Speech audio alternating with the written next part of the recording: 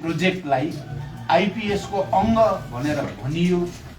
स्वयं अमेरिकाका केही मन्त्रीहरूले स्टेट डिपार्टमेन्टका केही डकुमेन्टहरूमा त्यो कुरा आइसकेपछि एक त दोस्रो नेपालका तत्कालीन परराष्ट्र मन्त्री प्रदीप गेवाली चाहिँ 25 वर्षपछि नेपालको तर्फबाट अमेरिकाको औपचारिक भ्रमण गर्ने पहिलो परराष्ट्र मन्त्री हुनुहुन्थ्यो। उहाँ गएपछि चाहिँ नेपाल पनि आईपीएसकै सदस्य भयो भन्ने खालको समाचार बाहिर आयो र त्यसपछि यो विषय अझ बढी विवादमा तानियो, बहसतिर तानियो। त्यसपछि पहिला ओरिजिनल यो सहमति हुँदा यसलाई पार्लियामेन्टबाट रेटिफिकेसन गर्नुपर्ने, अनुमोदन गर्नुपर्ने भन्ने केही पनि प्रावधान थिएन। 2019 मा गएर चाहिँ नेपाल कम्युनिस्ट पार्टीकै सरकार भएको बेलामा रेटिफिकेसन गर्ने भन्ने भएपछि र यसलाई कानुनी हैसियत दिने भनेपछि र त्यसपछि यो अझ बढी विवादित हुन पुग्यो र बहस अगाडि बढ्यो। पत्रकार साथीहरू, मलाई अब यो मेरो लागि खुसीको कुरा पनि छ र बडो चाहिँ अप्ठ्यारो कुरा पनि हो। नेपाल कम्युनिस्ट पार्टी नेकपाको त्यति बेलाको पार्टीमा कार्यकारी अध्यक्षको हैसियतले केन्द्रीय समितिको बैठकको मैले एक्लैले अध्यक्षता गरेको एक मात्र बैठक थियो। चाहिँ केन्द्रीय समितिको बैठक तपाईँलाई थाहा छ, राष्ट्रिय सभागृहमा त्यो बैठक सञ्चालित थियो र त्यो बैठकमा यो एमसीसीको विषयमा हाम्रो काफी बहस भयो। केन्द्रीय कमिटीमा केपी ओली समेत भएको केन्द्रीय कमिटीमा भयो र मेरै अध्यक्षतामा मैले यसको अझ गम्भीर अध्ययन गरेर मात्रै यसको बारेमा निचोडमा पाउनु उचित हुन्छ।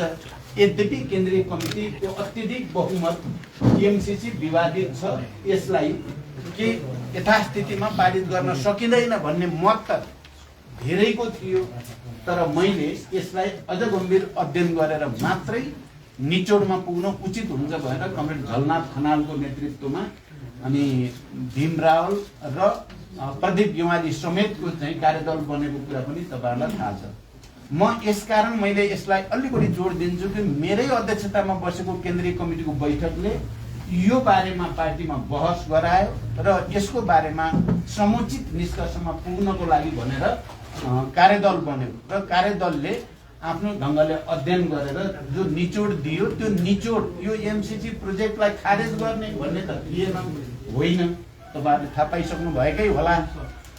तर यसमा केही विषयहरू चाहिँ अलिक गम्भीर प्रकृतिका छन्। त्यसकारण यो आईपीएस सँग सम्बन्धित कुरा, नेपालको संविधान र एमसीसी कानूनसँग सम्बन्धित कुरा, नेपालको जमिन र अन्य चाहिँ प्राकृतिक साधन स्रोतको स्वामित्वसँग सम्बन्धित कुरा, अनि त्यसमा काम गर्ने अफिसियलसँग सम्बन्धित कुरा, यी केही चाहिँ यस्ता विषय छन् जुन विषयमा चाहिँ परिमार्जन या संशोधन नगरिकन चाहिँ पास गरियो भने यो नेपालको राष्ट्रिय हितमाथि चाहिँ आघात हुन्छ भन्ने सुझाव सहितको प्रतिवेदन त्यो दिएपछि चाहिँ विवाद नयाँ चरणमा प्रवेश गर्यो। त्यति बेला नेकपा भित्रै पनि हामी सचिवालयमा भएका, केन्द्रीय कमिटीमा भएका अत्यधिक बहुमत यसलाई परिमार्जन र संशोधन नगरी पारित गर्न हुँदैन भन्नेमा पर्यौं। प्रधानमन्त्री केपी ओली चाहिँ फेरि एज इट इज नै पारित गर्नुपर्छ भन्नेमा पर्नु भयो। उहाँ धेरै ठुलो अल्पमतमा हुनुहुन्थ्यो त्यति बेला। 7 जनाको चाहिँ 9 जनाको सचिवालय त्यति बेला नेतृत्वको टिम, त्यसमध्ये 7 जना चाहिँ यसलाई परिमार्जन र संशोधन गरेर मात्रै पारित गर्नुपर्छ भन्नेमा थियौं हामी। केपीजी र अर्को एकजना मात्रै, अहिले म नाम दिन चाहन्न, उहाँहरू चाहिँ होइन जसरी भए पारित गर्नुपर्छ भन्ने थियो र यो बहस नेकपा भित्र पनि चल्यो, बाहिर समाजमा नै चल्यो, राजनीतिक दलहरूमा चल्यो, सबैतिर चलिरहेको बेलामा पहिलो चोटि मैले नै के एउटा कुनै प्रस्ताव हाम्रो पार्लियामेन्टबाट पारित गरेर संकल्प भनौं या अर्को कुनै नाम दिएको प्रस्ताव चाहिँ पारित गर्यो भने चाहिँ त्यसपछि एमसीसी प्रोजेक्टलाई अगाडि बढाउन सहज हुन्छ कि भनेर पहिला विचार राखेको मैले हो। पत्रकार साथीहरू, तपाईहरुलाई स्पष्ट होस् र आम जनतालाई पनि म प्रश्न गर्न चाहन्छु, मैले कुनै न कुनै प्रस्ताव पार्लियामेन्टबाट पारित गरेर यसलाई परिमार्जन भनौं या यसलाई स्पष्ट पार्ने गरी जान सकियो भने समस्या समाधान हुन्छ कि भने, तर त्यति बेला अहिलेका प्रधानमन्त्री शेरबहादुर देउवा प्रतिपक्षको नेता हुनुहुन्थ्यो, उहाँले चाहिँ यसलाई चाहिँ पारित गर्दा राम्रो हुन्छ भन्दाखेरि मैले कुनै प्रस्ताव पार्लियामेन्टबाट पारित गरेपछि चाहिँ त्यसले सहज हुन्छ कि भन्ने कुरा मैले गर्दा ल ठिक छ भनेर उहाँ सहमत हुनुभएको थियो। उहाँ प्रतिपक्षको नेता हुनुहुन्थ्यो। मैले त्यो कुरा राख्दा उहाँले ठिक छ ल सङ्कल्प भनौँ या अर्को केही भनौँ, एउटा प्रस्ताव पार्लियामेन्टबाट पारित गरौँ र एमसिसीलाई त्यसैसँगै एकैचोटि पारित गरौँ भन्ने कुरा त्यति बेला भयो। यो कुरा पनि मैले आज स्पष्ट गर्नुपर्छ कि त्यति बेला चाहिँ केपी ओली जो प्रधानमन्त्री हुनुहुन्थ्यो, हाम्रै पार्टीमै हुनुहुन्थ्यो, उहाँले चाहिँ सङ्कल्प या अरू कुनै पनि प्रस्ताव चाहिँ जरुरी छैन, एक अक्षर पनि चेन्ज गर्न सकिँदैन, त्यसकारण चाहिँ प्रचण्डहरूले जे भन्न खोजेका छन् त्यसमा मेरो सहमति छैन भनेर चाहिँ शेरबहादुरजीलाई केपीजीले पटक पटक भन्दा नमानेपछि कुनै पनि प्रस्ताव त्यति बेला पारित हुन नसकेको हो। यो कुरा सायद बाहिर अहिलेसम्म आएको छैन। आज म तपाईँहरूलाई प्रश्नसँग भन्न चाहन्छु, कुरा त्यहाँसम्म पुगेको थियो। तर त्यसपछि त प्रतिनिधि सभा विघटन भयो के भयो, मैले अघि चाहिँ संक्षिप्तमा चाहिँ पृष्ठभूमि राखि नै हालेँ।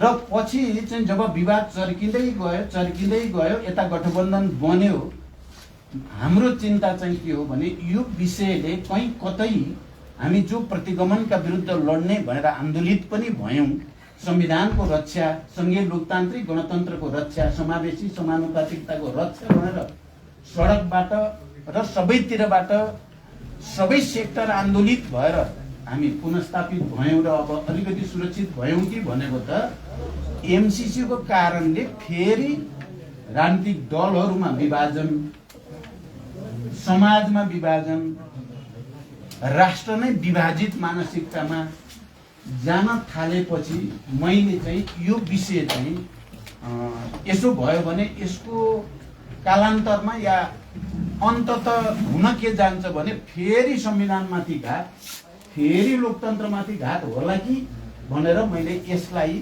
कुनै तरिकाको कुनै उपाय खोज्न सकिन्छ कि भन्ने सन्दर्भमा अलिकति ढिलो लैजाउँ, छलफल गरौँ। त्यसकारण तपाईँहरूले ध्यान दिनुभएकै होला, मैले पटक पटक राष्ट्रिय सहमति हुन उचित हुन्छ, यस्तो राष्ट्रिय महत्त्वको संवेदनशील विषय, जनतामा यति धेरै विवाद बहस भइरहेको विषयमा राष्ट्रिय सहमति गर्नु उचित हुन्छ भनेर मैले नै प्रस्ताव राखेको हो र प्रधानमन्त्रीजी त्यसमा सहमत पनि हुनुहुन्थ्यो, गठबन्धनमा त्यसमा सहमति पनि भयो र पटक पटक बालुवाटारमा सर्वदलीय बैठक बोलाइयो पनि, प्रधानमन्त्रीजीले बोलाउनु भयो पनि, तर प्रतिपक्ष नआइदिँदा चाहिँ त्यो फेरि अगाडि जान सकेन र मैले नै फेरि प्रधानमन्त्रीजीलाई बालकोट गएर भए पनि केपीजीसँग कुरा गर्न पर्यो र यसमा त उहाँको विमति हुने कुरा होइन हिजोदेखि। त्यसैले राष्ट्रिय सहमति गरेर कसरी यसलाई अगाडि बढाउने, टुङ्गोमा लैजाउँ भनेर मेरो सुझाव चाहिँ मैले पटक पटक प्रधानमन्त्रीलाई दिएँ र त्यति बेला राष्ट्रिय सहमति बनाउने उद्देश्यले नै प्रधानमन्त्रीजी बालकोट गएर पनि यसमा तपाईँले मद्दत गर्नु पर्यो पनि भन्नुभयो। तर चाहिँ नेकपा एमाले केपीजीले अर्कै इस्यु जो लिएर चाहिँ सदन अवरोध गर्नु भएको छ, त्यही नै सभामुख हटाउनु पर्ने, 14 जना सांसद गैर सांसदलाई सांसद हुन आदि इत्यादि तपाईँहरूले बुझिराख्नु भएकै छ। त्यही कुरा भन्नुभयो भन्ने भयो र त्यो सम्भव भएन। अब यतापट्टि दबाब बढ्दै गएपछि मैले प्रधानमन्त्रीसँग समेत बसेर हामी सकारात्मक ढङ्गले नै सोध्दैछौँ, हामी सबै दलहरूको बिचमा अनि समझदारी बनाउनु परेको छ। मैले त्यहाँ गरेको पत्रकार बुद्धिजीवीहरूसँग पनि हामी सहमति समझदारी बनाउन कोसिस गर्छौँ र हामी अन्ततः यसलाई सकारात्मक ढङ्गले नै ल्यान्डिङ गर्छौँ भन्ने पत्र लेखियो। त्यो पत्र लेखेपछि त यति धेरै विवाद छ, त्यो पत्र बाहिर आएपछि अब तपाईँहरूले थाहा पाउनु भएको छ। मलाई त मानौ म त भिलेनै जस्तो, डबल डिलर जस्तो के कति दिनसम्म त त्यही नै चाहिँ चलि नै राख्यो। जबकि मेरो मनसा, म पुरै गम्भीरताको साथ तपाईँहरूको अगाडि र तपाईँहरू मार्फत आम नेपाली जनता मेरो चाहना चाहिँ राष्ट्रिय सहमति बनोस्, सबैको यस्तो विषयमा विवादित भएर विभाजित समाज बन्न नजाओस्। यसकै कारणले संविधानै फेरि खतरामा पर्ने, लोकतन्त्रै फेरि खतरामा पर्ने हो कि भन्ने जो चित्र देखिन थाल्यो त्यस्तो नहोस् भन्ने मात्रै मेरो मनसाय थियो। कसैलाई झुक्याउनु ठग्नु त मेरो मनसाय थिएन। तर मेरो त्यो इमान्दार प्रयास राष्ट्रिय सहमति गर्ने, सबैको बिचमा समझदारी बनाउने मेरो प्रयासलाई यति धेरै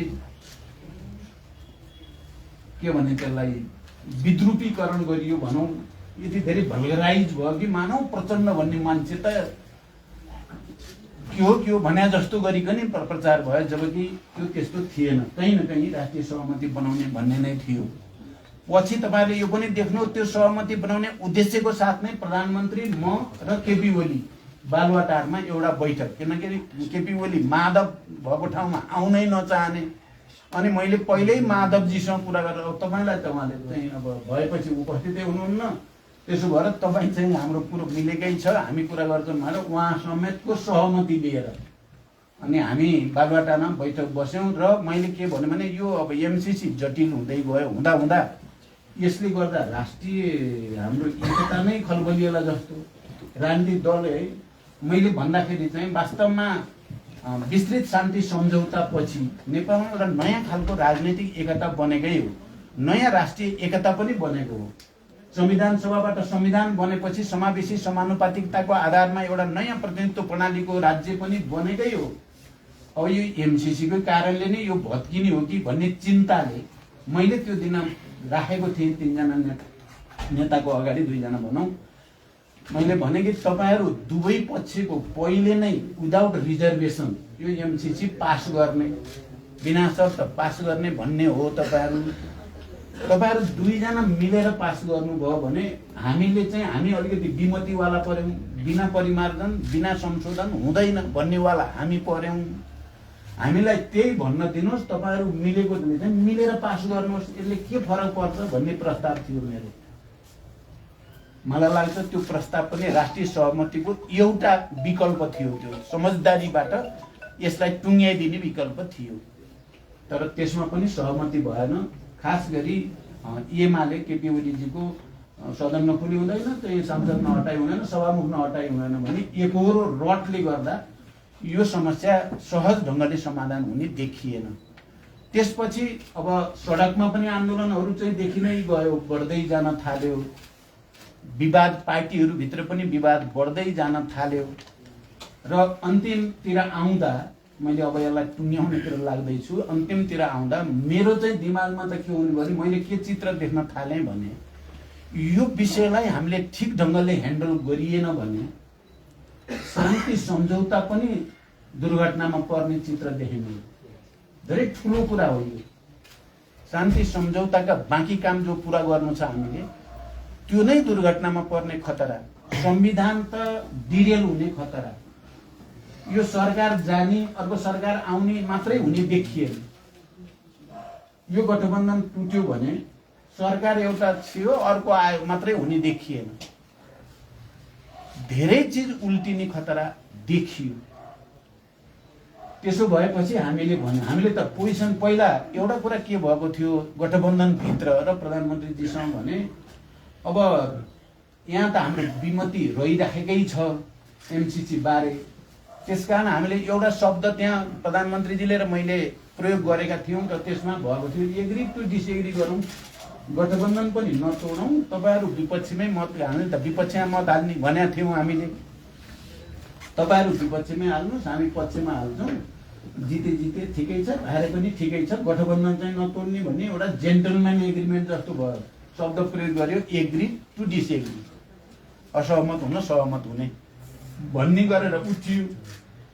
तर यो चिज त्यति सजिलो थिएन, यो चिज त्यति सजिलो थिएन। एक दुई दिन त हामीले त्यसलाई प्र्याक्टिस गर्न सकिन्छ कि भनेर कोसिस गरियो, तर त्यस्तो भएन। बरु अब फेरि त्यो कता अगाडि बढ्यो भने गठबन्धन तोड्ने, अर्को समीकरण बनाउने, सरकार बदल्ने आदि इत्यादितिर चाहिँ अगाडि बढ्न थाल्यो। बढेपछि चाहिँ यो त फेरि चिन्ताको विषय, फेरि उही पुरानो ठाउँमा जाने खतरा आइसकेपछि हाम्रो पार्टीमा भएका छलफलहरूमा मैले प्रस्ताव राख्ने कि उपाय खोज्नुपर्छ है, हामीले एकहोरो चाहिँ भनेर सम्पूर्ण यो प्रक्रियालाई दुर्घटनामा जाने खतरातिर धकेल्न सकिँदैन। सकारात्मक केही उपाय छ भने हामीले त्यतापट्टि सोच्नुपर्छ भनेर मेरो दिमाग अब कहाँ गयो। अहिलेको कुरालाई यहाँहरूले सम्झिनु भयो होला, एउटा प्रस्ताव पारित गरौँ पार्लियामेन्टबाट भन्ने मैले पोहोर सालै जे भनेको थिएँ, मेरो क्लिक अब त्यहाँ भयो, त्यतापट्टि एउटा प्रस्ताव केही हुन्छ कि भन्ने भयो। यही क्रममा चाहिँ हाम्रा पुराना एकजना कर्मचारी, तपाईँहरूले नै चिन्नुहुन्छ, धेरै समयसम्म परराष्ट्र सचिव हुनुभएको, सार्कको महासचिव पनि हुनुभएको थियो सचिवालयको डाक्टर अर्जुन बहादुर थापा, उहाँसँग भेटियो र केही उपाय हुन सक्छ भन्ने छलफल गर्दा उहाँले थोरै उपाय मलाई बताउनु भयो। त्यति बेला म झलनाथ खनाल र नारायण काजी सँगै थियौँ र हामी सँगै बसेर उहाँको कुरो सुन्दै जाँदा थोरै इन्लाइटन जस्तो हुन्छ नि, यहाँनिर रहेछ है त्यो बाटो छिर्ने बाटो। उहाँले बताएको अरू लामो त अहिले मैले भन्नु पऱ्यो नि, तपाईँहरू बुझिराख्नु भएकै छ। उहाँले मेनली के बताउनु भयो भने माने अन्तर्राष्ट्रिय कानुनको, उहाँ गोल्ड मेडलिस्ट पनि हुनुहुँदो रहेछ र धेरै वर्ष गर्दाखेरि अन्तर्राष्ट्रिय कानुनको र दुई देशको बिचको शान्ति के अरे सम्झौता सन्धि ऐन अन्तर्गत आउने कुराको हकमा जेनेभा कन्भेन्सन अथवा के अरे जेनेभा भन्न आयो भियना कन्भेन्सन अनुसार चाहिँ एउटा पक्षले आधिकारिक ढङ्गले त्यस्तो व्याख्यात्मक घोषणा गर्यो पार्लियामेन्टबाट भने त्यसको कानुनी मान्यता हुन्छ, अर्को पक्षले मान्न पर्छ, इन्टरनेसनल कोर्टमा पनि त्यो मान्यता प्राप्त हुन्छ भन्ने कुरा र यही एउटा उपाय हो भनेर उहाँले बताउनु भयो र हामीलाई कहीँ न कहीँ उज्यालो देखिए जस्तो यसको समस्या अब समाधान हुने ठाउँतिर गयो भने जस्तो भयो। लगत्तै पछि हाम्रो फेरि लेफ्ट बुद्धिजीवीहरू कानुनविदहरूसँग पनि कुरा भयो, खास गरी गोविन्द बन्दी यो सम्बन्धी इन्टरनेसनल ल सम्बन्धी उहाँको पनि अहिले राम्रै दखल छ। उहाँले पनि यो चाहिँ बाटो छ, भियना अभिसन्धि अनुसार यसो गर्न सकिन्छ भनेर उहाँले अलि विस्तारपूर्वक पनि बताउनु भयो, त्यहाँ पनि देखियो। त्यही क्रममा गगन थापाहरू पनि यो विषयमा लागिरहेको पनि थाहा पाइयो र त्यहाँ पनि कुरा गरियो। गरेपछि यसलाई बिना शर्त जस्ताको तस्तै यथास्थितिमा सम्झौता अनुमोदन गर्नु नपर्ने एउटा घोषणा सहित गर्दा त्यसले कानुनी मान्यता प्राप्त गर्ने रहेछ। यो महाकालीमा गरे जस्तो सङ्कल्प हुने रहेनछ। यहाँ कतिले महाकाली जस्तै हो, यो केही नै होइन भन्ने छन्, त्यो होइन रहेछ भन्ने भएर यहाँ मलाई एकजना चाहिँ विद्वान चाहिँ कानुन व्यवसायी भनौँ या चाहिँ अधिवक्ताले मलाई एउटा चिठी दिनुभयो र यसले मेरो लागि चाहिँ निकै ठुलो मनोबल दियो मलाई। यो तपाईँहरूले चिन्नु पनि हुन्छ, के अरे डाक्टर सूर्य प्रसाद सुवेदी भन्ने जो लन्डनमा बस्नुहुन्छ र ख्यातिप्राप्त अन्तर्राष्ट्रिय लयरको इन्टरनेसनल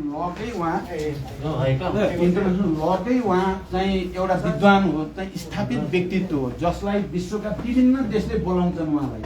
एउटा नेपालीको छोरा भए पनि उहाँ ख्यातिप्राप्त हुनुहुन्छ। उहाँले मलाई सुझावको रूपमा मेरै नाममा चिठी लेख्नु भएको छ कन्फिडेन्सियल भनेर। यो चिठी छ तपाईँको 4 पेजको। यो 4 पेजको चिठीले चाहिँ पुरै कन्फिडेन्स दिन्छ कि यो एमसीसीलाई यथास्थितिमा पारित नगर्ने कानुनी अन्तर्राष्ट्रिय रूपले मान्यता प्राप्त कानुनी बाटो छ्याङ्ग पार्नु भएको छ उहाँले। यो छ, यसो गर्यो भने चाहिँ मतलब अर्को पक्षले पनि मान्न पर्छ, एक्सेप्ट गर्नुपर्ने हुन्छ।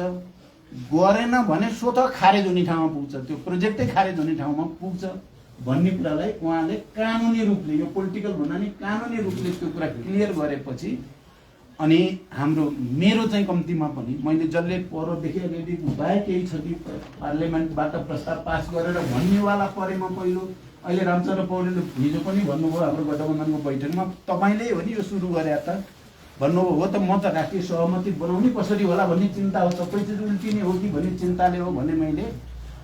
र यो भएपछि हाम्रो पार्टीको चाहिँ लिडरसिपका चाहिँ सिनियर लिडरहरूको बैठकमा मैले यी सबै तर्कको आधारमा अब दायाँ बायाँ गर्न हुँदैन, देशलाई दुर्घटनामा जान दिन हुँदैन। अब हामीले एउटा इन्टरप्रिटेटिभ चाहिँ डिक्लेरेसन अथवा व्याख्यात्मक घोषणा सहित एमसीसीमा जोडेर एकैचोटि पारित गरियो भने त्यो त्यसको अङ्ग बन्छ। त्यही बिचमा फेरि केही साथीहरूले अमेरिकन दूतावासमा गएर कुरा पनि गर्नुभयो, यो एक्सेप्ट हुन सक्छ भन्ने सङ्केत पनि आयो। त्यो सङ्केत आइसकेपछि र यसको सबै चाहिँ लिगल चाहिँ परिस्थितिहरूको चाहिँ विचार गरिसकेपछि हाम्रो पार्टीमा हामीले यसलाई अब यो घोषणा सहित पारित गरिदिनुपर्छ भन्ने निर्णय गरियो। यद्यपि केही साथीहरूको विमति रह्यो, तपाईँहरूले थाहा पाइराख्नु भएकै छ। त्यसपछि तुरुन्तै गठबन्धनको बैठक बसियो र हिजो बेलुकासम्म आउँदा यो पारित भयो। र मलाई चाहिँ र हाम्रो पार्टीलाई, किनकि म शान्ति सम्झौताको एउटा हस्ताक्षरकर्ता हुनुको नाताले संविधान सभाबाट संविधान बनाउन धेरै नै मेहनत गर्ने एउटा पात्र हुनुको नाताले पनि संविधान बनिसकेपछि निर्वाचन गराउन तराई मधेसदेखि सबैलाई चाहिँ एक ठाउँमा ल्याउन धेरै मेहनत गरेको पात्र हुनुको पार्टी हुनुको नाताले र अहिले फेरि राष्ट्रिय सहमति भत्किन्छ कि भन्ने चिन्ताको साथ मैले कहिले चिठी लेखेर हुन्छ कि कहिले के गरेर हुन्छ कि भनेर भन्दै गरेको नाताले पनि हिजो यो पारित भएपछि म निकै खुसी छु। देश दुर्घटनाबाट बच्यो, संविधान बच्यो, गठबन्धन बच्ने कुरा त त्यति ठुलो मान्दिनँ म चाहिँ। संविधानै, किनभने पोहोर साल त हामी त्यही हो नि, अब त्यही प्रवृत्तिहरू एक ठाउँमा जाने स्थिति बन्यो भने त अप्ठ्यारो आउँछ। त्यसबाट बचेको छ र यसले कानुनी र वैधानिक बाटो प्राप्त गरेको छ। यो विशुद्ध हामीले पहिला पहिला गरेको आफ्नो सङ्कल्प मात्रै होइन, यो इन्टरनेसनल लद्वारा इस्टाब्लिस भएको प्रक्रिया र मान्यता हो। अहिले कतिपय साथीहरूलाई होइन यो कागजको कस्तो हो, यसको केही अर्थै छैन, यो ठगपत्र हो के भन्छन्, निकै ठुलो भ्रम छ। हामी सबैले गर्व गर्नुपर्छ, राष्ट्र फेरि एकताबद्ध भएको छ, राजनीतिक दलहरू फेरि एक ठाउँमा उभिएका छन्, नेपाली समाज विभाजित हुनबाट बचेको छ र विकास निर्माणको निम्ति आएको परियोजनालाई हामीले हिजो 12 बुँदे जो चाहिँ घोषणा गरेका छौँ त्यसले आर्थिक परियोजनाको रूपमा विकासलाई पनि निकास दिएको छ। हाम्रो राष्ट्रिय सार्वभौमिकता, हाम्रो भौगोलिक अखण्डता, हाम्रो असंलग्न नीति, हाम्रो संविधान, हाम्रो कानुन, हाम्रो सेक्युरिटी सिस्टमलाई पनि राम्रैसँग हाम्रो स्वतन्त्र अडान चाहिँ हिजोबाट स्थापित भएको छ। यसमा हामी सबैले यसलाई सकारात्मक ढङ्गले हेर्नु, सकारात्मक ढङ्गले स्थापित गर्न जरुरी छ भनेर म भन्न चाहन्छु। धन्यवाद। मैले राख्ने कुरा लामो भयो क्या मैले सकेँ। अध्यक्ष, अब यहाँले अलि भर्खरै भनेअनुसार यो प्रतिनिधि सभाबाट पास हुनु, अनुमोदन हुनु अगाडि अमेरिकन एम्बेसीसम्म पुगेर त्यहाँबाट ओके भइसकेपछि बल्ल त्यो ड्राफ्ट आएको भन्ने आशय बुझ्न सकिन्छ? यस्तो पनि होइन। यो त मैले भने नि, त्यहाँ जानुभन्दा, अमेरिकन दूतावासमा जानुभन्दा अगाडि नै यी डकुमेन्टहरू म कहाँ आइपुगेका थिए र मैले आफ्नो ढङ्गले स्वतन्त्र निर्णय गरेको हो। गरेपछि यसलाई अमेरिकाले पनि एक्सेप्ट गरिदियो भने राम्रो कुरा हुन्छ भनेर पछि गइया हो र त्यसलाई अमेरिकाको पनि सकारात्मक आएपछि त झन् राम्रो कुरा भयो। भनेपछि अब तपाईँको पार्टीको देव गुरुङहरू नारायण काजी श्रेष्ठज्यूहरूले जुन प्रतिक्रिया जनाइराख्नु भएको छ यस सम्बन्धमा तपाईँको भनाइ के छ? देव गुरुङजीको अहिले त्यस्तो केही नेगेटिभ छैन। उहाँ पार्टीको जे निर्णय हो त्यसलाई इमान्दारीका साथ पालन गर्नुपर्छ भन्ने ठाउँमा आइसक्नु भएको छ। पहिला उहाँका अलिकति भनाइहरू थिए उहाँले एक खालको, तर गुरुङजीको अहिले कहीँ कतै नेगेटिभ टिप्पणी छैन। हिजो तपाईँहरूले देख्नुभयो हाम्रो संसदीय दलको बैठकमा या चाहिँ सदनमा पनि उहाँले पुरै गम्भीरताको साथ पार्टीको निर्णय कार्यान्वयनमा लाग्नुभयो, सक्रियतापूर्वक। उहाँको होइन अब नारायण काजी कमरेडले राख्नुभयो, हामीले त्यति बेला भनेको अब तपाईँले मतभेद राख्ने अधिकार त हुन्छ पार्टीमा, सबै एकै मत हुनुपर्छ भन्ने छैन। मैले भने तपाईँ विचार राख्नुहोस्, त्यसलाई सम्मान गरिन्छ। केन्द्रीय समितिको बैठक आउँदैछ, केन्द्रीय समितिको बैठकमा तपाईँले व्यवस्थित रूपले राख्नुहोस्, त्यसमा पनि केही आपत्ति हुँदैन, म सम्मानै गर्छु। मैले पनि अस्तिसम्म चाहिँ यो बाटो चाहिँ पुरै क्लियर नहुँदासम्म चाहिँ समस्या हुन्छ भनेकै हो, तर अहिले म चाहिँ छ्याङ्ग भएको छु। यो राम्रो चिज हो भन्नेमा तपाईँको छ भने राख्नु, बाहिर चाहिँ नबढ्नुहोस् भन्ने भएको थियो, तर उहाँ बाहिर जानुभयो, उहाँलाई लाग्छ अब यो भनेपछि चाहिँ सबै भयभरका कार्यकर्ता मैतिर केन्द्रित हुन्छन् भन्ठान्नु भयो होला, जनताले त्यो घरै मैतिर आउँछन् भन्ठान्नु भएको होला, तर उहाँले चाहिँ त्यसो नगर्नु राम्रो हुन्थ्यो। अझै पनि मैले के भने तपाईँ चाहिँ केन्द्रीय समितिमै व्यवस्थित रूपमा आफ्नो विचार राख्नु, बाहिर राखेर यो यसमा चाहिँ यसो एमसिसीको विरोध गर्ने बित्तिकै सबै जनता एकातिर आउने भए त हाम्रो चाहिँ बिचरा चाहिँ प्रेम सुवाल मुर्दाबादका मुर्दाबाद गर्नुभएको छ। नेपाल त्यहीँ जान पर्ने अरू छन् नि, मुर्दाबादका मुर्दाबाद भन्ने जति त सबै उतै लाग्नु पर्ने, त्यस्तो हुँदैन। महाकालीमा बिचरा चाहिँ राष्ट्रघात भयो भनेर वामदेवजी पुरा चाहिँ केन्द्रीय समितिको त्यति बेला एमालेको केन्द्रीय समितिको झन्डा आधा केन्द्रीय लिडरहरू लिएर जानुभयो, भोट आउने बेलामा 0, एउटा नि जित्नु भएन। त्यसमा कोही सेन्टिमेन्टमा आउनुपर्ने आवश्यकता छैन भन्ने हो मेरो। तर अब कसैलाई चाहिँ अब त्यही बाटो हिँड्न मन लाग्यो भने त कसले रोक्न सक्छ र राजनीति त भोलिन्टियर गर्नु हो नि, यो जबरजस्ती कसैले कसैलाई बाध्य पार्ने कुरा। अनि अध्यक्ष जस्तो एउटा है तपाईँ यति धेरै प्रश्न हुनुहुँदो रहेछ गगन थापाको चर्चा हुन्थ्यो हो तपाईँले सङ्कल्प प्रस्तावको कुरा गर्नुभएको सत्य हो अनि यति धेरै प्रश्न छ्याङ्ग भएको मान्छे आफ्नै पुलिस आफ्नै कार्यकर्ता यिनीहरूलाई भिडाएर कुटाएर यहाँसम्म किन लिएर जानुभयो त्यो पनि एउटा दुर्घटना हो अब हेर्नु कुनै अप्ठ्यारो महसुस भएको छ अहिले मलाई त त्यस्तो भयो मैले हिजो संसदीय दलको बैठक ठिक तपाईँले ठिक ठाउँमा उठाउनु भयो मैले संसदीय दलको बैठकमा सडकमा आन्दोलन गरेर खबरदार नेपालको राष्ट्रिय स्वाधीनता स्वतन्त्रता सङ्कुचित हुन नपाओस् राष्ट्रघात हुन नपाओस् भनेर गर्ने आन्दोलनकारीलाई मैले धन्यवाद भनेको उहाँहरूले राष्ट्रियताप्रति सजग भएर सडकमा गएर आवाज उठाउनेहरू हामीले विपक्षमा भोट हाल्छौँ है यो यथास्थितिमा त हामी पास गर्दैनौँ भने त मै हो नि अस्तिसम्म हामी त्यसो भनेर त्यहाँ बहस गर्नेहरू या तपाईँ पत्रकार साथीहरूले विभिन्न कोणबाट चाहिँ विषयलाई विचारलाई सम्प्रेषण गर्न मद्दत गर्ने सबैलाई मैले धन्यवाद भनेको छु किनकि यो सबैको त्यो मेहनत नभएको भए यो चाहिँ व्याख्यात्मक घोषणासम्म आउने थिएन त्यसकारण यसको सम्बन्ध त्यहाँ छ है मित्र तपाईँहरू ख्याल गर्नु होला त्यो सबै भएपछि अमेरिकाले पनि कहीँ न कहीँ अलिकति नयाँ वे आउट त दिन पर्यो त नेपाल त बडो नराम्रोसँग विभाजित र आन्दोलित पो हुने हो कि भन्ने अमेरिकनहरूलाई पनि लाग्यो नेपाली कङ्ग्रेसलाई पनि लाग्यो हामी त त्यहाँ छँदै थियौँ हामीले त त्यही बहस गरिराखेकै थियौँ त्यो सबैले गर्दा पनि अब सम्झौताको अङ्ग कानुनी हैसियत सहित यो व्याख्यात्मक घोषणा यता झन् पुग्यो चुपचाप बसेको भए त पोहोर साल कुरा जति बेला मैले कुनै न कुनै प्रस्ताव चाहिँ पारित गर्न पर्छ सङ्कल्प भए पनि भन्ने कुरा राख्दा केपीजीले अक्षर एउटा पनि चेन्ज हुन सक्दैन भन्ने स्थिति भएको भए यो हुन्थ्यो त भन्दा यो त आम जनताको पनि पहल कदमी सबैको पनि सहभागिताले एउटा समस्या समाधानको बिन्दुमा पुग्न त्यसले मद्दत गर्यो त्यसकारण मैले आधिकारिक रूपमा पनि आन्दोलनमा सहभागी सबैलाई पनि धन्यवाद भनेको छु उहाँहरूको पनि योगदान छ यो घोषणासम्म ल्याउन र यो एउटै बनाइयो नि त अब त प्रस्ताव त अब त नेपालको त सार्वभौम प्रतिनिधि सभाले त्यो सम्झौता र यो घोषणालाई एकैचोटि पास गरेका छन् दुईटा अलग अलग प्रस्ताव बनाएर होइन र यो त अभिन्न अङ्ग बनि नै सक्यो यो बनाउन मद्दत गर्ने सबैलाई मैले हृदयदेखि धन्यवाद दिन्छु धन्यवाद साथीहरू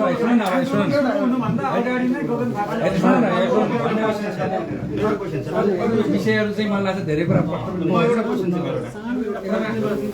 भियेना कन्भेन्सनमा अमेरिकाले हस्ताक्षर गरेको छैन त्यो हस्ताक्षर मात्र हुनाले अमेरिकाले हस्ताक्षर नै गरेको छ अमेरिकन कङ्ग्रेसले पास गरेको छैन मात्रै हो भियेना कन्भेन्सन हस्ताक्षर गरेको छैन भन्ने सत्य छैन भियेना कन्भेन्सनमा अमेरिकाले हस्ताक्षर गरेको छ कङ्ग्रेसले स्वीकृत गरेको छ त्यसैमा मैले अलिकति जोडेको परेँ कङ्ग्रेसलाई एक प्रकारले सन्धि नै होइन भन्ने पनि गरेका छन् तपाईँको अगाडि त्यहाँ 4 पेजको रहस्यमय कुरा छ रहस्यमा छैन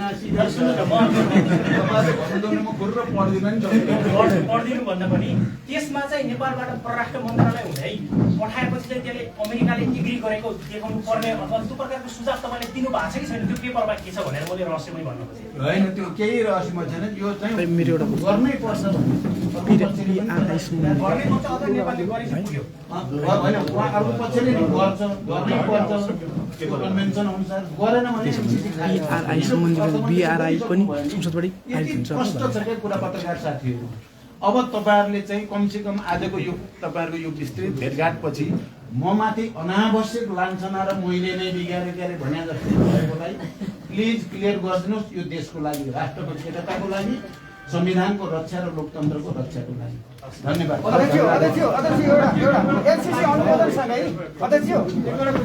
अध्यक्ष एमसीसी अनुमोदनसँगै विप्लव समूहको फरक धार निस्किरहेको छ यसले भविष्यमा त्यस्तो दुर्घटना निम्ति सम्भावना छ कि छैन यसलाई यहाँले कसरी ट्याकल यसो गर्नु साथीहरू उहाँहरू पनि शान्ति प्रक्रियामा आइसक्नु भएको छ हजुर उहाँहरूसँग भएका हिजो केपी ओलीजीले गरेका सम्झौता अनुसार उहाँहरूलाई चाहिँ उन्मुक्ति दिने सबै कुरा गर्नुपर्छ उहाँले आफ्नो मत राखे पनि शान्तिपूर्ण र वैधानिक ढङ्गले नै जाने कुरा भएको हुनाले समस्या हुँदैन भन्ने लाग्छ साथीहरू आजलाई होइन आज हामी एकदमै अनौपचारिक ढङ्गले कुरा गर्न आएका थियौँ धेरै साथीहरूले आइदिनु हो राम्रो हो यसको लागि धन्यवाद दिँदै